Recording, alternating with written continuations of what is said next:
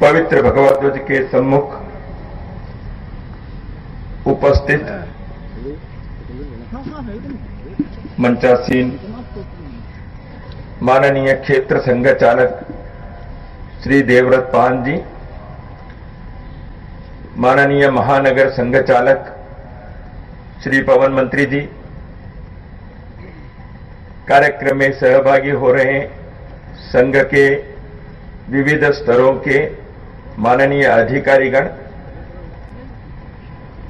इस कार्यक्रम में प्रभात काल में प्रकृति की परीक्षा को भी सामना करते हुए आए हुए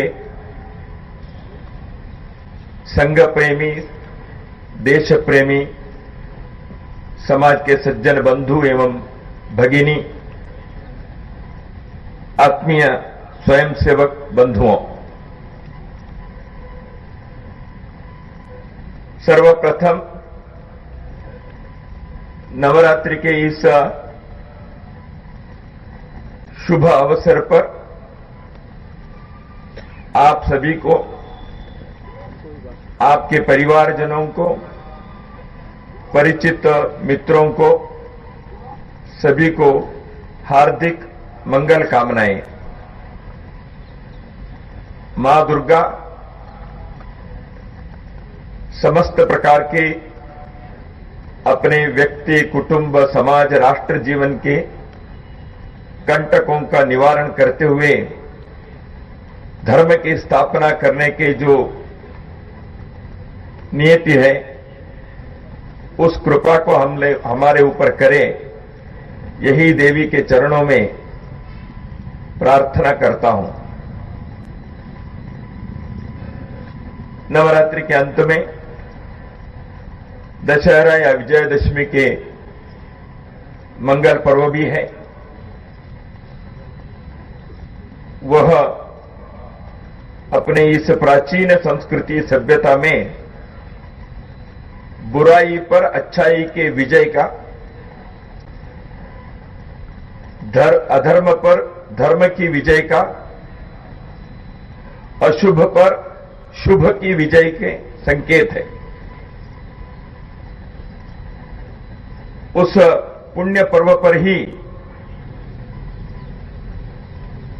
1925 ईसा वर्ष 1925 में राष्ट्रीय स्वयंसेवक संघ का शुभारंभ नागपुर में परम पूजनीय डॉक्टर केशवराव हेडगेवार की प्रेरणा और नेतृत्व से हुआ था।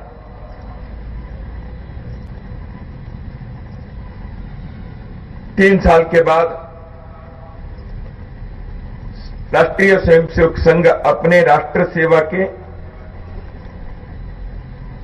शतवर्ष पूर्ण करने जा रहा है। आज के इस कार्यक्रम की योजना जब बनी थी, नवरात्रि के इस शुभ अवसर पर प्रभात काल में इस विशाल मैदान में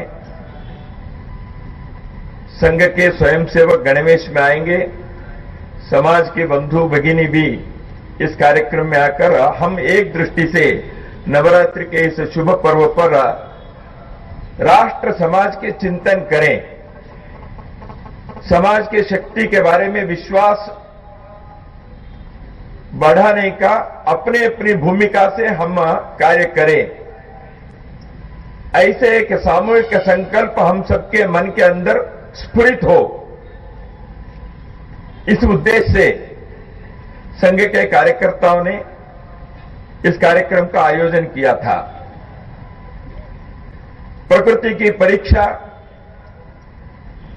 संघ के जीवन में कोई नई बात नहीं है।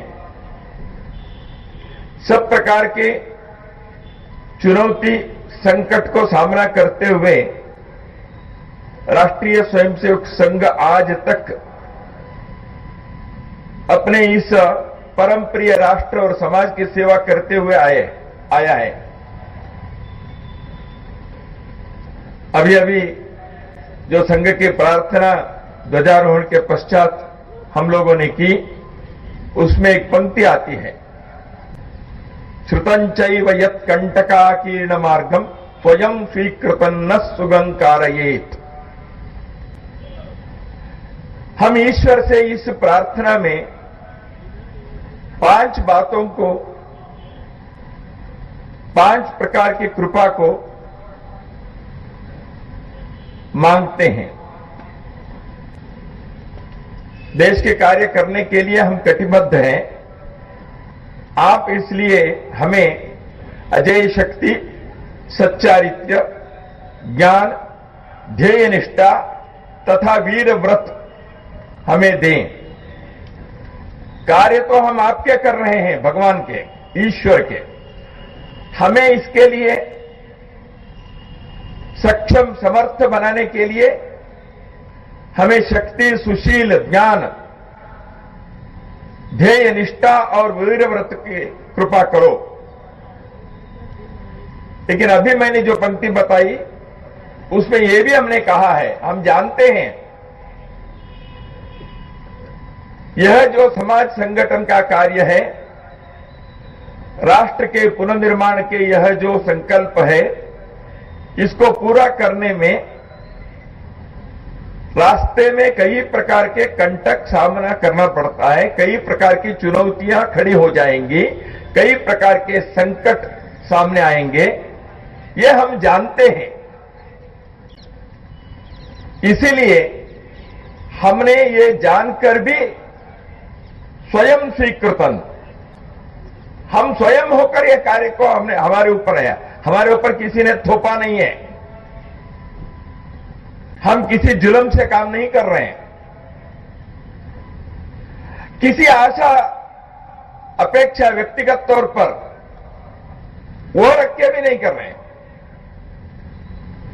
हमने आपके ईश्वर के कार्य को करने के लिए इस कंटकाकीर्ण मार्ग को, इस चुनौतीपूर्ण रास्ते को, इस संकटमय मार्ग को हम स्वयं होकर स्वीकार किए हैं।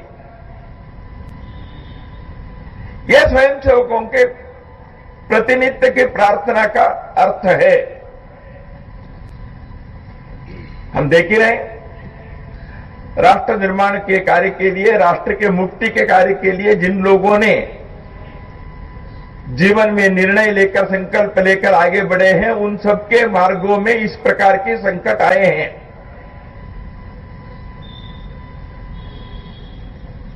देश अभी स्वतंत्रता के, स्वाधीनता के 75 वर्ष पूर्ण करते हुए आने वाले अमृत काल के बारे में पदार्पण करने का एक संकल्प लिया। 75 वर्ष पूर्ण होने पर देश की स्वतंत्रता के अपने समाज ने, अपने राष्ट्र ने इस सारे जो प्रकरण हुआ स्वतंत्रता आंदोलन, उसके बारे में व्यक्तिगत तौर पर, सामूहिक तौर पर चिंतन किए। हम इस स्वतंत्रता को ऐसे ही नहीं पाए हैं, प्राप्त किए हैं। उसके लिए दीर्घकाल के संघर्ष करना पड़ा, हजारों लाखों की आहुति हो गई, लाखों के घर उजड़ गए, परिवार नष्ट हो गए। फांसी के खंभे पर नवयुवक हंसते हंसते हुए मातृभूमि की सेवा करने के लिए फांसी को उन्होंने स्वीकार किया।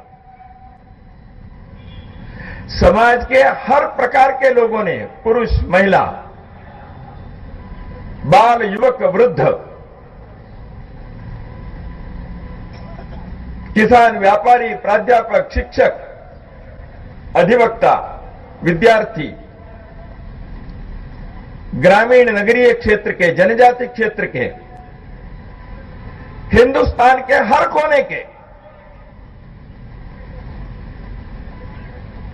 लोगों ने इस दीर्घकाल के भारत मुक्ति के संघर्ष में सहर्ष कार्य किए, जुल्म से नहीं किए। पद प्रतिष्ठा सम्मान मिलेगा इसे सोचकर नहीं किए। मातृभूमि के ऋण चुकाने के लिए उन्होंने कार्य किया। जब तक भारत मां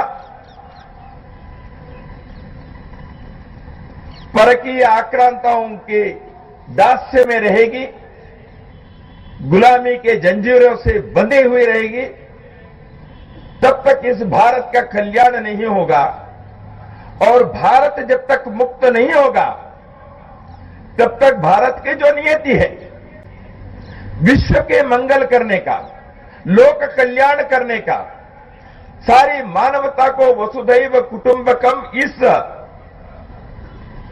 उदात्त ध्येय के तरफ ले जाने का, वह कार्य भारत नहीं कर पाएगा जब तक वो गुलाम रहेगा। इसी दौरान राष्ट्रीय स्वयंसेवक संघ का कार्य प्रारंभ हुआ था। संघ के संस्थापक 2 बार देश की मुक्ति के लिए लड़ते हुए जेल में भी रहे। सैकड़ों संघ के स्वयंसेवक उस समय लोकमान्य तिलक, महात्मा गांधी जी, सुभाष चंद्र बोस, वीर सावरकर ऐसे विभूतियों के नेतृत्व में जो देश का संघर्ष हुआ, उसमें भारत के नागरिक के नाते, भारत मां के संतान के रूप में अपने ऋण चुकाने के लिए, विभिन्न भूमिका निभाने के लिए आगे आकर उन्होंने कार्य किया था।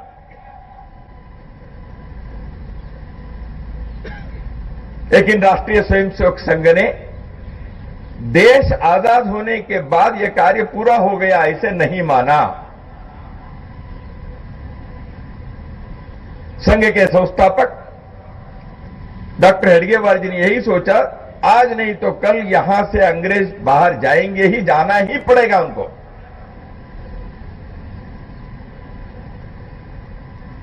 लेकिन बाद में भारत कैसे रहेगा? हम ऐसे गुलाम क्यों हुए थे? परकीय आक्रांता यहां 150 से अधिक वर्षों तक का यूरोप के लोगों ने राज किया, उससे पहले भी 1000 वर्ष संघर्ष किया।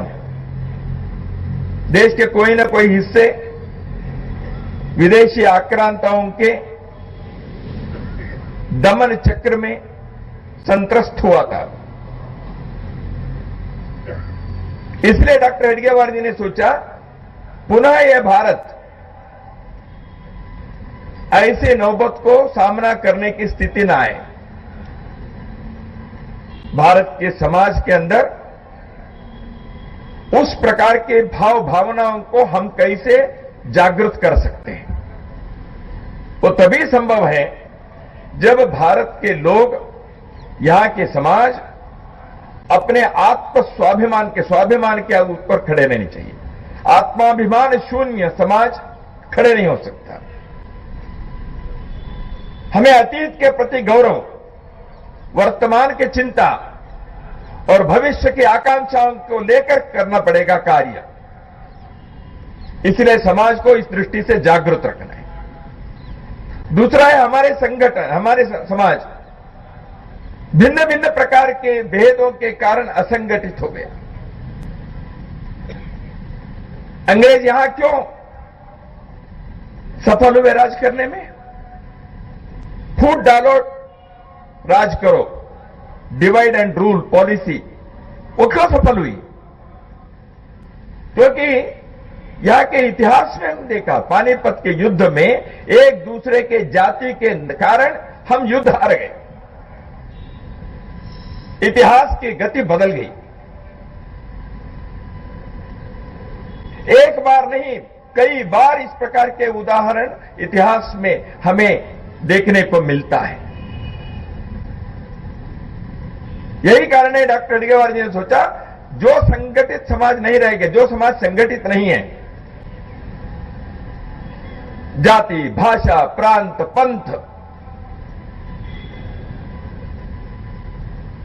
छुआछूत, जनजाति, वनवासी, नगरवासी, शैव, वैष्णव, जैन, बौद्ध, ये सारी विविधताओं के भेद के रूप में देखना शुरू किया। समाज असंगठित हो गया, कमजोर हो गया। दुर्बलता के शिकार बन गए। दूसरों के लिए मजा आया, चलो ऐसे राज पर हम कर, लूटना शुरू हो गया। सोने की चिड़िया के भारत को लूटकर अपने देश को उन्होंने अमीर बनाया। इतिहास कहता है वहां के लोगों ने यहां आकर जो अध्ययन किया, आंकड़े के आधार पर वो बताते हैं अंग्रेजों ने, यूरोप के लोगों ने यहां कितने लूटा, ऐसे आंकड़े के आधार पर बताए हैं। वही के लोगों ने कहा है, पुस्तक छपी है।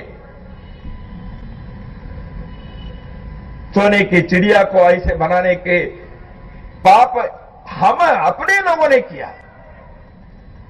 दूसरे लोगों ने जो किया वो तो किया है, उनका तो वही उद्देश्य था, उनका मकसद तो वही था, लेकिन हम क्यों ठीक नहीं। इसलिए कुछ लोगों ने जो सोचा यहां से विदेशी लोगों को भगाकर भारत को स्वतंत्र बनाना है। संगठन, संगठित समाज, भारत के बारे में एक आत्मगौरव, स्वाभिमान और किसी भी प्रकार के स्वार्थ को अपने जीवन में न रखते हुए देश की सेवा करने के, समाज के प्रति प्रेम और संवेदना से समाज के कार्य करने के भाव। देश समाज के लिए काम करेंगे तो मुझे क्या मिलेगा। दुनिया के और कोई देश के लोग ऐसे नहीं सोचते। कभी कभी दुर्भाग्य की बात सुनने को मिलती है, समाज का काम कर रहे हो, तुमको क्या मिलता है। अपने को मिलने के लिए देश समाज के काम करने हैं। सुभाष चंद्र बोस को क्या मिला, भगत सिंह को क्या प्राप्त हुआ, चंद्रशेखर आजाद को कौन सी प्रतिष्ठा स्थान मिले, ये नाम तो जानते हैं, लेकिन अनिर्दिष्टा वीरा अधिसमर मुद्वस्त रिपवः नहीं जानते हैं, नहीं बताते। ऐसे लाखों नाम हैं, क्या मिला उनको। तो इसलिए देश के लिए काम करने वाले लोग ये नहीं सोचना चाहिए मुझे क्या मिलेगा।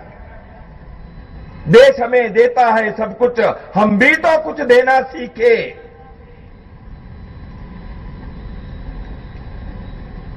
तन समर्पित, मन समर्पित और यह जीवन समर्पित, चाहता हूं मातृभू तुझे कुछ और भी दूं।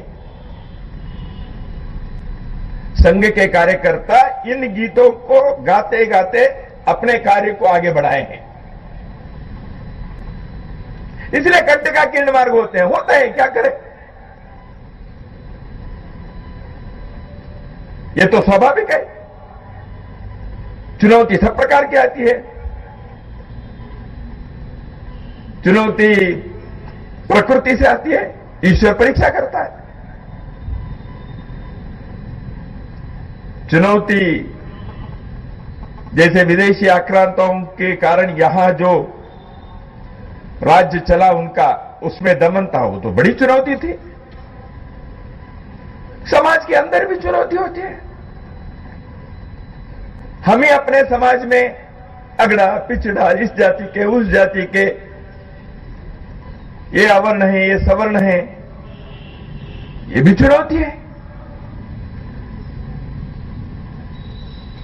अशिक्षा के, गरीबी के जो चुनौती है वो और एक प्रकार की है।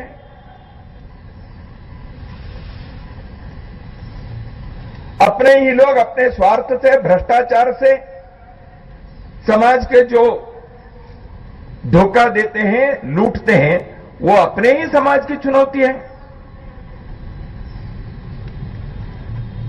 मनुष्य को नागरिक जीवन में कैसे जीना चाहिए, सड़कों पर जाते समय मुझे कैसे व्यवहार करना चाहिए, मोहल्ले में रहते समय कैसे व्यवहार करना चाहिए, रेल में यात्रा करते समय मुझे कैसे व्यवहार करना चाहिए, विद्यालय में मुझे पढ़ते समय कैसे मुझे आचरण करना चाहिए, बाजार में जाते आते समय मुझे अन्य लोगों से कैसे व्यवहार करना चाहिए, यह नागरिक बोध कम होना, यह भी एक चुनौती है।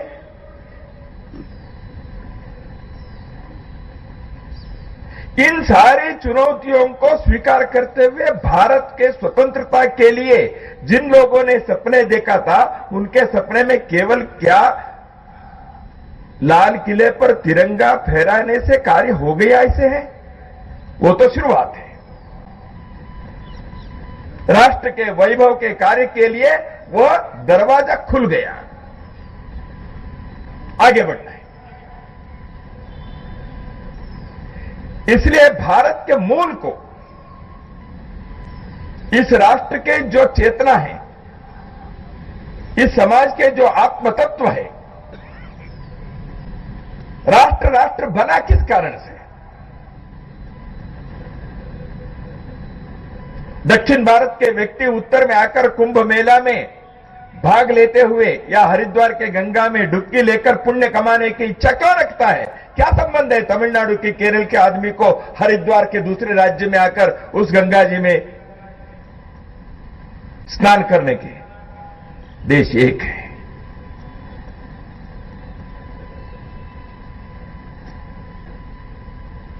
भारत एक है, प्राचीन काल से, पता नहीं कब से, वेद काल से पूर्व से।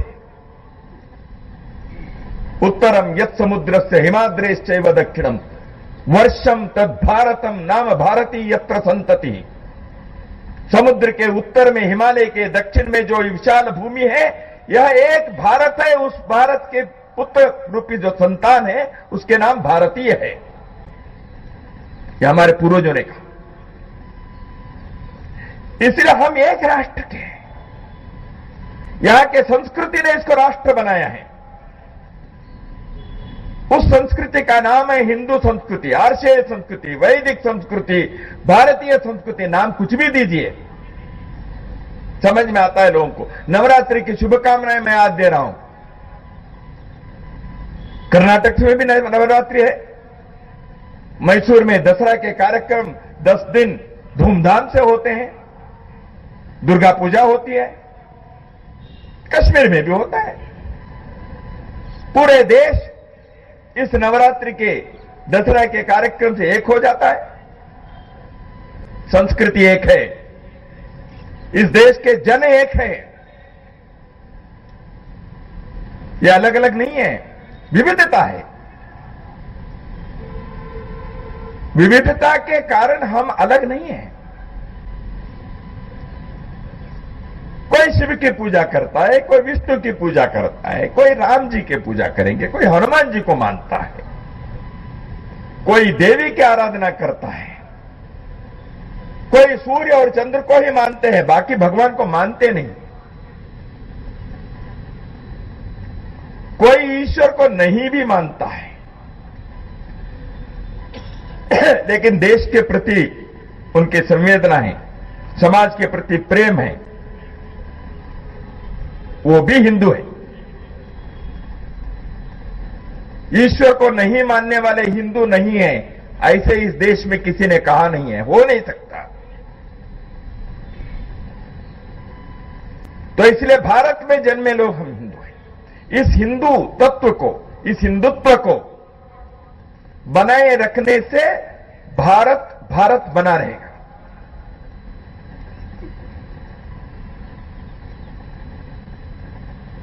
हिंदू भाव को जब जब भूले आई विपद महान, भाई टूटे धरती कोई, मिटे धर्म संस्थान। हिंदू भाव को जब भूल गए, तब ये सारी विपदाएं आई। हिंदू भाव को भूलने से ही देश का विभाजन हो गया, धरती खोई, भाई टूटे, मिटे धर्म संस्थान। अयोध्या पर मंदिर क्यों बनना चाहिए, इसे हमने सोचा, क्या हुआ था? काशी में मंदिर के प्रांगण ठीक हो रहा है तो मन के अंदर क्यों आनंद के तरंग उठते हैं? क्या केवल उत्तर प्रदेश के लोगों को हो रहा है? झारखंड के लोगों के मन में आनंद होता है कि नहीं? सुदूर तमिलनाडु के या गुजरात के व्यक्ति को उसमें आनंद होता है कि नहीं? संस्कृति एक है, हम एक जन हैं, लेकिन इसको तोड़ने के बहुत सारी आज प्रयत्न भी होते हैं। भारत उठ रहा है। भारत विश्व के मानचित्र पर अपने स्थान को प्राप्त करने के लिए आज उद्युक्त है। विश्व के लोग भारत के बातों को, भारत के संदेश को, भारत के व्यवहार को मानते हैं, स्वीकार करते हैं, आदर करते हैं, सम्मान से देखते हैं। केवल एक योग के अंतर्राष्ट्रीय दिन हो गया, इतने ही नहीं, आज भारत के प्रति एक आशा भरी नजर से विश्व के मानवता देख रही है। क्यों? भारत थोड़े से पिछले कुछ वर्षों में अपने शक्ति को महसूस करते हुए थोड़ा उठे, या दुनिया के संकट को दूर करने में हम आगे बढ़े। हर देश के दरवाजों पर, दहलीज पर जाकर वहां से कर्ज मांगने वाले देश दुनिया को कोविड के दौरान वैक्सीन देने के बहुत बड़ा कार्य किया। अपने पड़ोसी देश श्रीलंका के अंदर आर्थिक संकट में वहां के समाज जूझ रहा है, यहां से उनको खाद्यान्न भेजने का, दवा भेजने का कार्य भारत ने किया।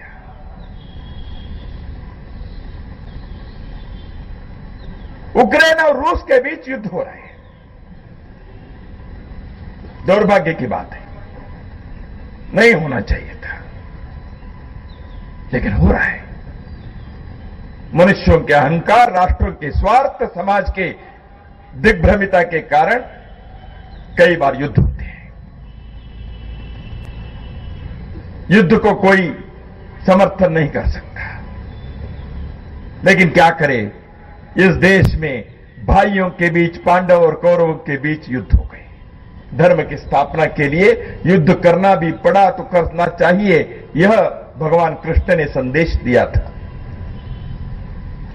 उक्रेन और रूस के बीच के युद्ध में हमारे विद्यार्थी वहां पढ़ने वाले उक्रेन में फंस गए थे। उनको वहां के संकट से मुक्त करके उनको भारत में लाने का कार्य भारत सरकार ने किया। यहां के लोगों ने उसकी वाहवाही की। भारत सरकार ने केवल अपने बच्चों को, यहां के विद्यार्थियों को लाने का प्रयत्न मात्र नहीं किए, वहां फंसे हुए अन्य देश के लोगों को भी उसी दौरान मिले हुए कम समय में उनको भी युद्ध भूमि से मुक्त करके उन देशों में भेजने का कार्य किया। भारत यदि शक्तिशाली होता है तो दुनिया के मंगल करने का, लोक कल्याण करने का, विश्व में किसी भी कोने पर संकट में रहने वाले लोगों के बारे में संवेदना से उनके संकट दूर करने के लिए यह भारत तैयार रहता है। उदार चरितानां तु वसुधैव कुटुंबकम। जो उदात्त रीति से सोचते हैं उनके लिए सारा विश्व वसुंधरा एक परिवार है। भारत की नीयत यही रही। 6000 वर्षों के भारत के इतिहास में भारत ने किसी देश पर आक्रमण नहीं किया, युद्ध करने के लिए अपनी सेना को नहीं भेजा। दुनिया के अन्य देश ये नहीं कर सकते। भारत के समाज ने लोगों को भेजा संस्कृति प्रचार के लिए, सन्मार्ग को बताने के लिए, शिक्षा के प्रसार के लिए, ज्ञान के प्रसार के लिए। लोग गए यहां से, हजारों वर्षों से गए, कभी किसी देश को गुलाम नहीं बनाया। आज भी भारत के लोग लाखों की संख्या में अन्य देशों में रहते हैं, वहां के कानून के पालन करते हुए उस राष्ट्र के निर्माण में, विकास में अपनी भूमिका वो अदा कर रहे हैं, अपने योगदान दे रहे हैं। दुनिया के जेलों में हिंदू लोग बहुत कम हैं। आंकड़े लिखा गए देखिए। They are a people not committing crimes, हो सकता है छोटे मोटे, लेकिन उस समाज के बारे में, वहां रहने वाले हिंदुओं के बारे में कोई ऐसे नहीं कर सकता। यह अपनी हिंदू सभ्यता है, यह हमारी संस्कृति की देन है, यह हमारे समाज की ताकत है, शक्ति है। कोविड में संकट आया, समाज खड़ा हो गया, सरकार ने अपने काम किया, लेकिन समाज दूर नहीं रहा।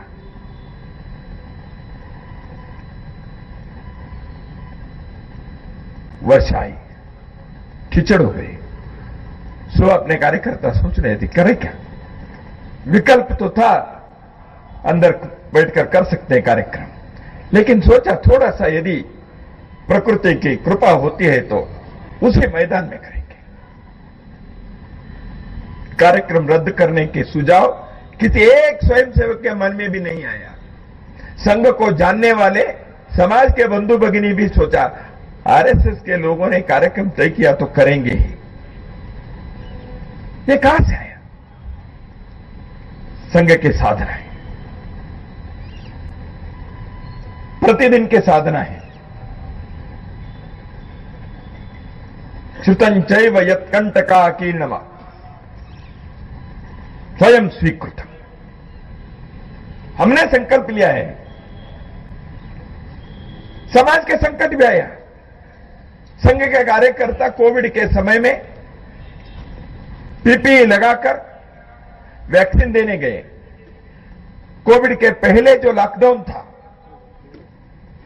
उस समय कई जगह पर दुर्भाग्य से कोविड के कारण जिनकी मृत्यु हुई उनके दाह संस्कार करने वाला कौन? समाज, सरकार के कानून था, घर के लोग भी नहीं आ सकते थे।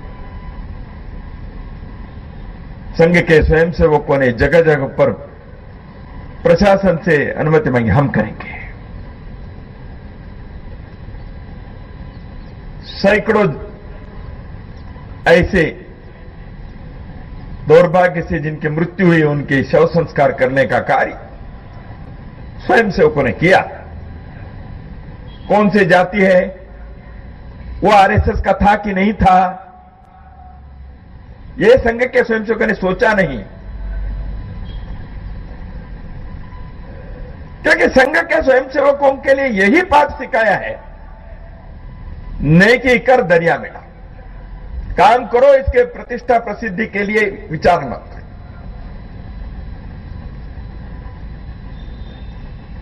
धूप रहे, बारिश रहे, सर्दी हो, अपने कार्य करना है।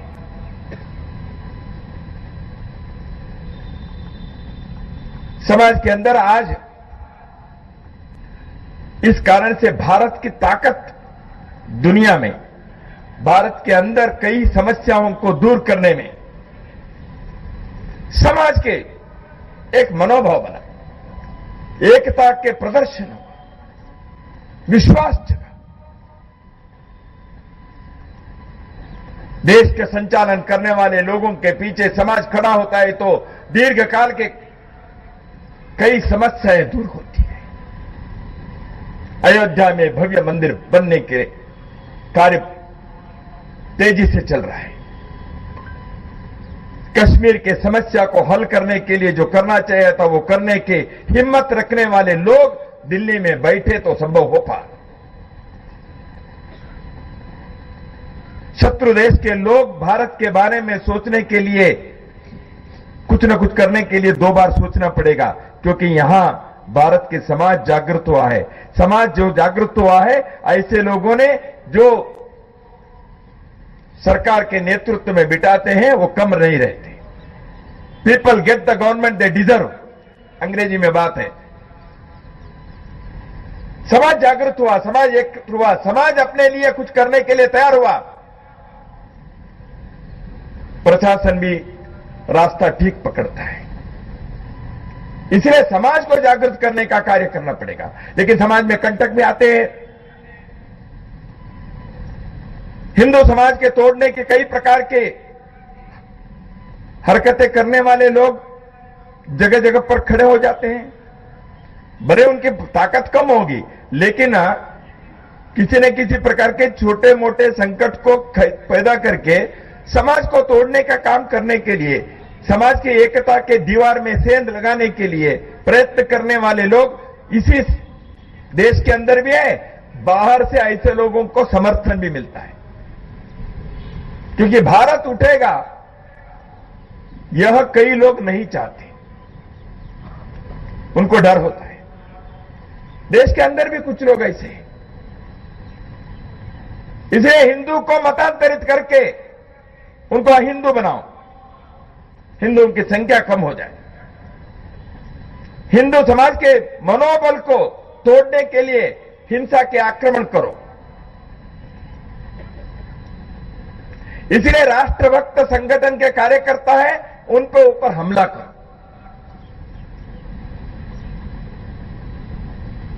देश के अंदर जाति अस्पृश्यता के नाम पर समाज को तोड़ने की ताकतें या कुछ भेद है तो उसको लाभ लेकर अपने रोटी सेकने के लिए भी लोग खड़े रहते हैं।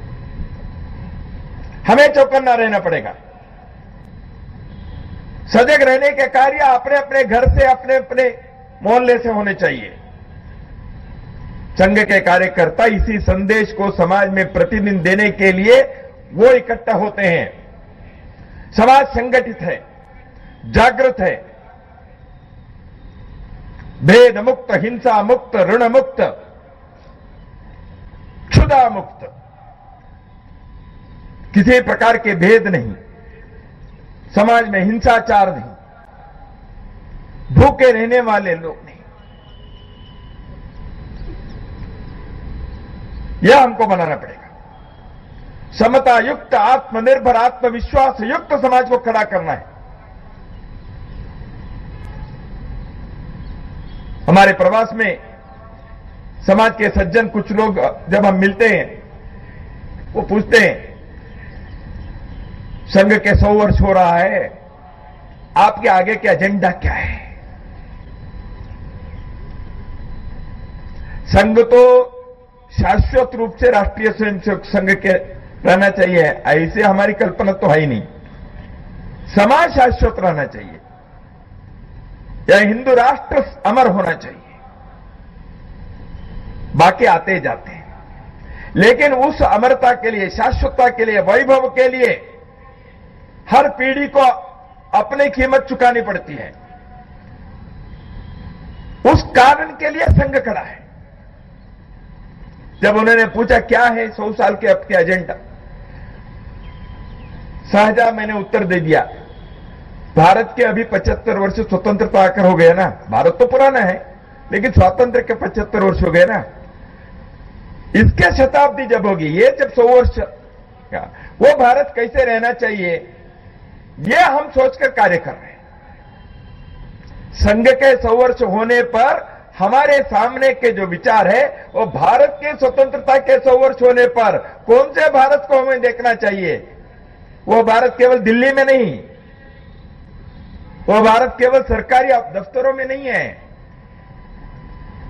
वो भारत आपके हमारे मोहल्ले में है, वो भारत आपके हमारे गांव में है, वो भारत हमारे और आपके घर घर में है, वो भारत आपके और हमारे हृदय में और मस्तिष्क में है, वह भारत अपने मन में है, कर्म में है, वाणी में है। वह भारत केवल भारत के लिए नहीं जिएगा, वह भारत विश्व के मानवता के लिए जिएगा। ऐसे यदि करना है, हमारे अगली पीढ़ी को हम क्या सिखा रहे हैं? विदेशी राज गया, लेकिन विदेशी गुलामी के मानसिकता गई क्या?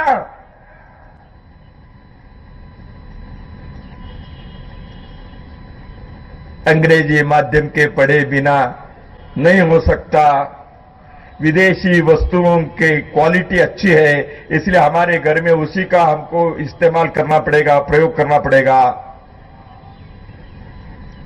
हम भारत के यहां के उद्योगों को समर्थन नहीं करेंगे छोटे मोटे प्रतिदिन के चीजों को, विदेशी चीजों को ही हम उपयोग करेंगे तो भारत के उद्योग को, यहां के कुटीर उद्योग को, ग्रामोद्योग को कैसे हम आगे बढ़ाएंगे? यह स्वदेशी मानसिकता चाहिए। समाज में यदि हम कंकर कंकर में शंकर देखने वाले, जड़ चेतना में ईश्वर के आवास को अनुभव करने वाले,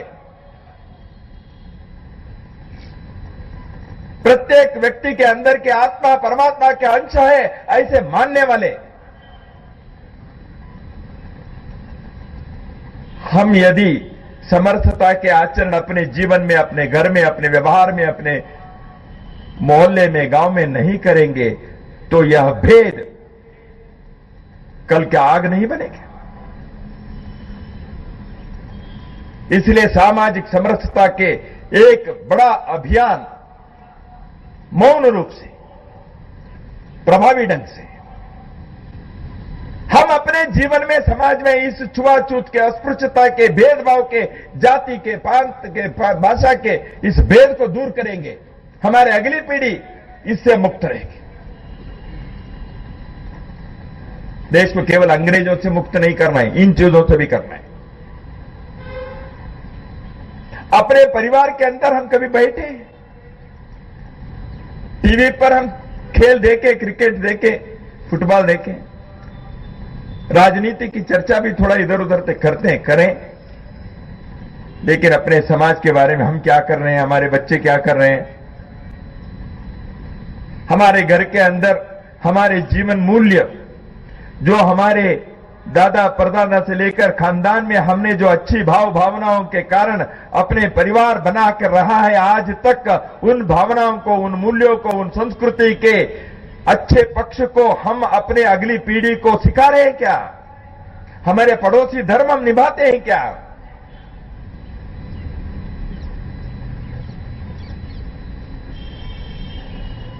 दुनिया के लिए कहते हैं भारत के कौन सी अच्छी बातें? योग। भारत की कौन सी अच्छी बात है? आयुर्वेद।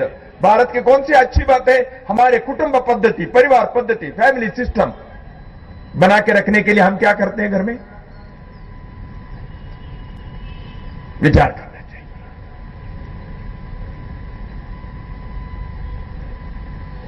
क्या सड़कों के स्वच्छ रखने का कार्य केवल म्युनिसिपैलिटी के हैं,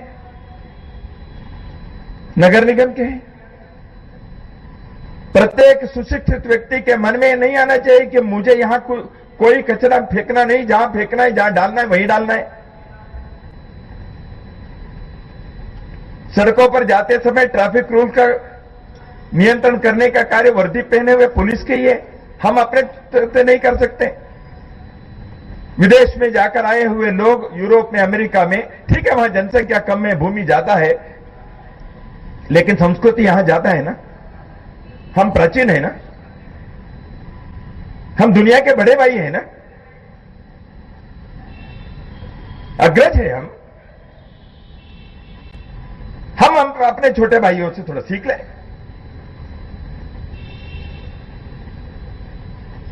मैं एक दिन शाम को जा रहा था अमेरिका के हमारे मित्रों के साथ, उनके गाड़ी में कोई नहीं था। छोटा एक शहर के बाहर आए, गांव में मुड़ना था, वहां एक बत्ती लगी थी और नीचे एक बोर्ड था, स्टॉप, लुक एंड गो। कोई वहां पुलिस नहीं थे, कोई दूसरी गाड़ी नहीं थी, कोई पूछने वाला नहीं था, लेकिन हमारे मित्र ने गाड़ी रोकी। मैंने कहा क्या हो गया गाड़ी को? सामने का बोर्ड देखो। मैंने कहा कोई तो है ही नहीं भैया, हम तो हमारे आदत से कह रहे हैं ना। तो उन्होंने कहा कोई है या नहीं है, बोर्ड तो है। नागरिक कर्तव्य, नागरिक बोध,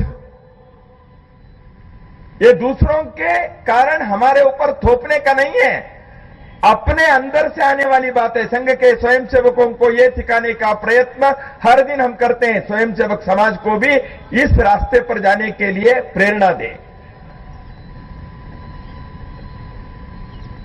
अपने समाज को पंक्ति में खड़े होने के लिए भी सिखाना पड़ता है। इसलिए सामाजिक समरसता के, परिवार के अच्छे बना के रखने के, स्वदेशी आचरण के, नागरिक कर्तव्य के,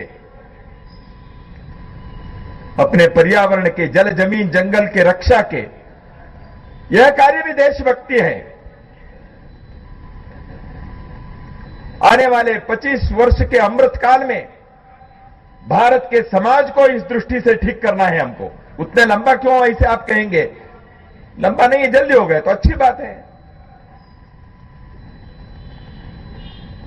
देश को तोड़ने वाले, भारत को टुकड़े टुकड़े करने के लिए विश्वविद्यालयों से लेकर हर जगह पर जो लोग न केवल नारे लगाते हैं, षड्यंत्र करते हैं, ऐसे लोगों के बारे में चौकन्ना रहना, समाज को संगठित करते हुए उनके बारे में जागृति से, कमर कसो हिंदू युवकों,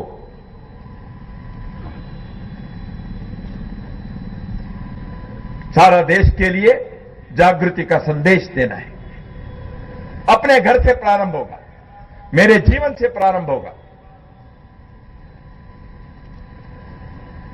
राष्ट्रीय स्वयंसेवक संघ ने समाज से एक अलग संगठन करके रहने के, अपने प्रतिष्ठा के लिए कार्य नहीं कर रहा है। सारे समाज एक है। इस समाज को संगठित करें, हम अपनी भूमिका निभाएं। भारत के करोड़ों लोग यदि एक मन से, एक भाव से, एक संकल्प से खड़े होते हैं तो दुनिया में कोई ताकत भारत को रोक नहीं सकती। इसलिए भारत के अंदर की ताकत है, ये कभी कभी जागृत होती है, नित्य उसको जागृत करना पड़ेगा। ये कभी कभी सक्रिय होती है, नित्य उसको सक्रिय रखना पड़ेगा।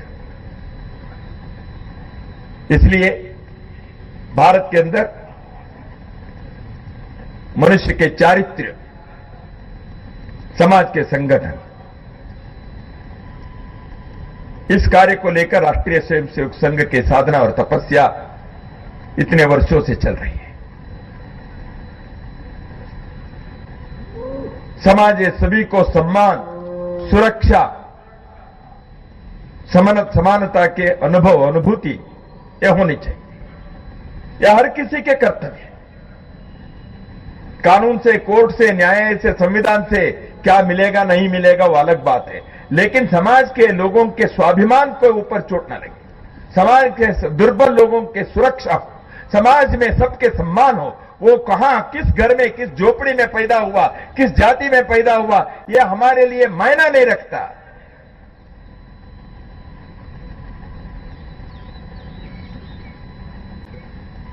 समाज के हर व्यक्ति के अंदर के जो कर्तृत्व है, सामर्थ्य है,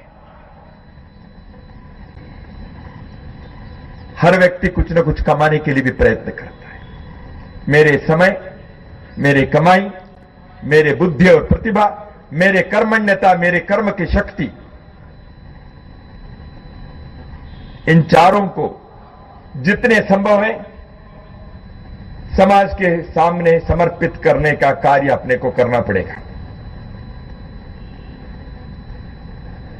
स्वतंत्रता आंदोलन में अपने सब कुछ न्योछावर करने के लोगों के आत्मा की शांति तब होगी जब स्वतंत्र भारत के लोग स्वतंत्रता के 100 वर्ष पूरे होने पर विश्व के राष्ट्र मालिका में ऐसे एक श्रेष्ठ राष्ट्र को खड़ा किया जो भारत के अंदर के समस्या को दूर किया, दुनिया के मानवता के संकट को दूर करने के लिए हमेशा तैयार है, दूसरे को पराज करने के लिए नहीं।